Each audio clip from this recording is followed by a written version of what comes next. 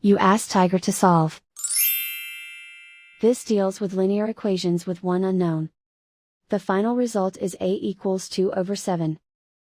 Let's solve it step by step. Simplify the expression. Simplify the arithmetic. Group all constants on the right side of the equation. Add 2 to both sides. Simplify the arithmetic.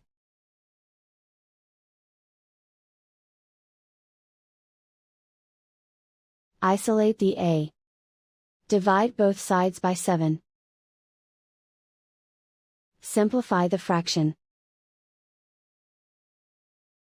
And so the final result is a equals 2/7.